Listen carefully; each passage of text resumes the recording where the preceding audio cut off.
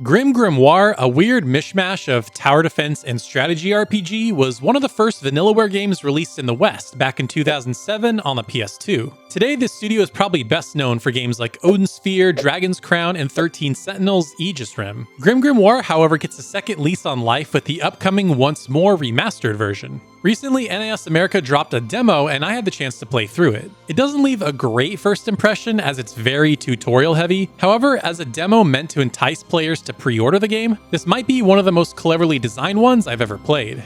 Now, the general setup for the game is that you play a witch named Lilith Bland, who joins a magical academy. For the first few missions, you'll learn spells from various teachers and meet other students. And overall, there's a very foreboding era around the academy as people keep talking about not wanting to go out at night as you'll be killed and there's this wizard out trying to kill everybody. Now, to be honest, at first I wasn't really super interested in the plot. It didn't seem all that interesting. However, there is a twist pretty early on that I won't spoil that really got me reinvested. Now, the demo itself isn't super long, maybe an hour and a half to 2 hours, so there really isn't too much more story that I could have experienced through that. But to say the least, I'm definitely invested now going forward. Now, as for the classes from the teachers, they basically serve as tutorials for the game. And these tutorials are very granular. Everything from learning how to summon characters, how to select characters, how to toggle through different units, and how to attack and things like that. At times, it almost felt too granular and felt overly long. In fact, some of the final tutorials become self-aware, making comments on how the tutorials are a little bit long. However, in retrospect, I'm not sure how else they could have done it. After going through them and finally getting let loose to just play certain missions, it was worth learning the controls because they are kind of complicated. That said, if you're able to just power through it and just get to the good stuff, the game gets way better once you know how to actually play it.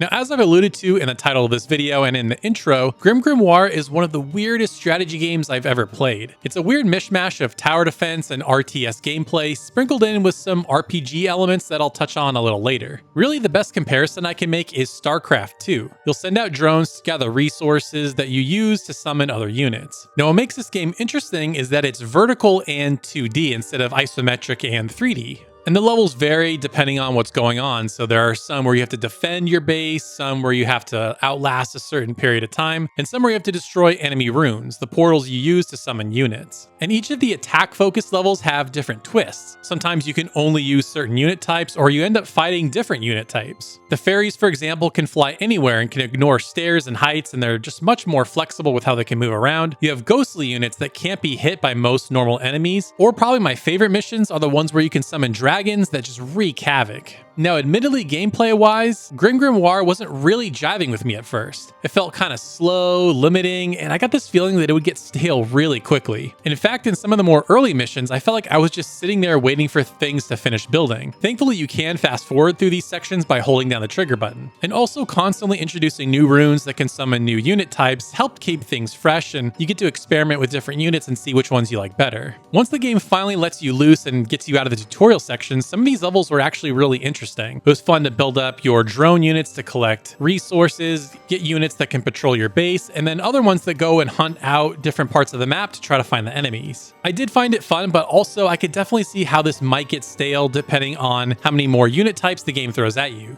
Now, in the intro, I mentioned how this was one of the most cleverly designed demos I've played, and here's why. After you finish the last mission in the demo, you unlock the skill tree for your different runes. And when I mentioned strategy RPG earlier, I meant that in the loosest possible interpretation of that word based on the skill tree here. You can level up unit attributes, decrease summoning costs for units, and other cool things. And also when you complete missions, you earn coins, which you can then spend here in these skill trees. Now, another thing that unlocks once you finish the last mission are trial missions. These are basically side quests that reward you with more coins. Now, I say this demo is cleverly designed because when the skill tree unlocks along with the trial missions, you want to play them all right away so you can level up your units, make them stronger, and just try out different strategies. But you can't.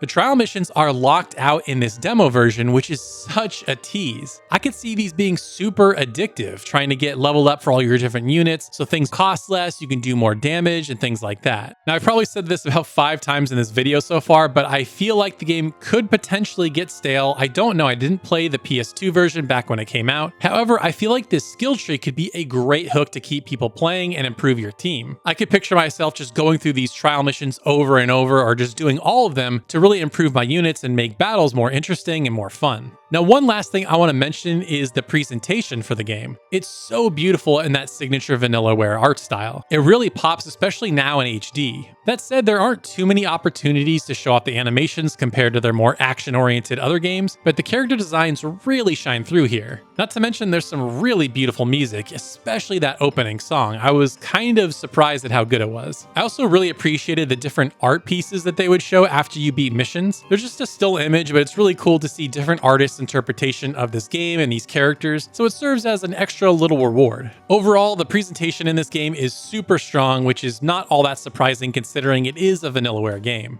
Now, the demo is available for free right now on PS4, PS5, and Nintendo Switch, and it will carry over to the full game when it releases on April 4th. Now, if you want to hear about another cool game that also has a free demo, make sure you check out this video right here. And special thanks to Reset Switch, Tyler Kuzawa, and the Miyazaki Man for supporting me over on Patreon. To get exclusive videos and other cool perks, consider supporting me over on patreon.com/thegamingshelf. Thank you so much for watching, and we'll see you next time.